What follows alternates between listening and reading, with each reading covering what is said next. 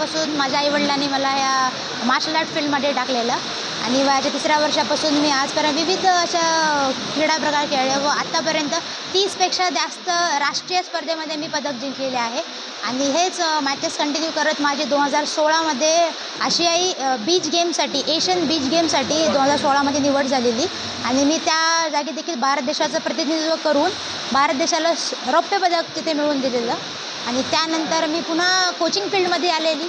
Coaching field करत असताना माझी निवड झाली NIS पटियाला या ठिकाणी national institute of sports Patiala या ठिकाणी माझी निवड झाली आणि तिथे पण मी कोचिंग ट्रेनिंग कंप्लीट करून आल्यानंतर पुन्हा ट्रेनिंग केले व ह्या आशियाई कंबोडियामध्ये होणाऱ्या एशियन गेमसाठी माझी पुन्हा निवड झालेली आहे.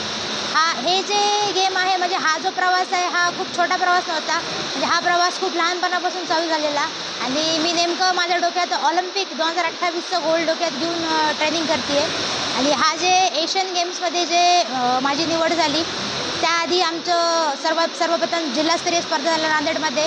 त्यानंतर जुलै मध्ये स्टेट मॅचेस झाल्या आणि स्टेटनंतर झाल्या नॅशनल गेम्स जे की गोवा या ठिकाणी आणि नॅशनल गेम्सला मी तिथे सुवर्णपदक जिंकल्यानंतर माझी निवड झाली कलकत्ता या ठिकाणी इंटरनॅशनल ट्रेनिंग कॅम्पसाठी जो की कलकत्ता ढिगा या ठिकाणी झाला आणि त्या ठिकाणी एकदम उत्कृष्ट कामगिरी नंतर आता माझी निवड झाली आशियाई गेमसाठी एशियन किक बॉक्सिंग चॅम्पियनशिप जी की 6 ऑक्टोबर ते 13 ऑक्टोबर कंबोडिया या ठिकाणी होणार आहे. मेरा नाम ऋतिक श्रीनिवास बंडेवार है. मैं किक बॉक्सिंग मतलब एक एज ए फिटनेस के लिए आया था. जब स्टार्टिंग में आया था सिर्फ एक फिटनेस के एम से आया था. तो जैसे आया हो फिर किक बॉक्सिंग थोड़ा पसंद आना शुरू हुआ है और किक बॉक्सिंग में इंटरेस्ट आते आते फिर मैंने खेलते खेलते प्रैक्टिस भी बहुत ज़्यादा की है. मैम ने और सर ने बहुत अच्छे से कोचिंग किया है. तो उस कोचिंग की वजह से फिर मेरे को इंटरेस्ट आया कि अपन भी मैचेस खेलते. तो फिर मैंने डिस्ट्रिक्ट मैच खेला है उसमें गोल्ड मिला है. फिर बाद में स्टेट खेला फिर स्टेट में भी वापस से गोल्ड मिला है.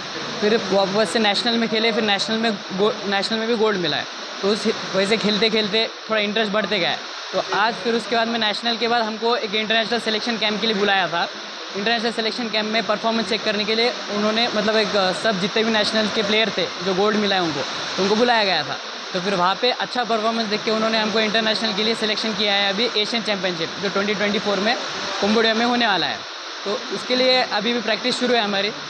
मैम और सर के अंडर ही मैं दीपा मैम और किरण सर के अंडर ही ट्रेन कर रहा हूँ और उन्हीं की वजह से ट्रेनिंग वगैरह सब अच्छे से होता है. किक बॉक्सिंग के लिए सबसे बेस्ट कोच अब नांदेड़ में दीपा मैम और किरण सर है. और साथ ही अभी एशियन में भी मेडल के लिए ट्राई करेंगे हम. गोल्ड मेडल ही लाना है. फिर एशियन के बाद में 2028 का ओलंपिक्स में होगा.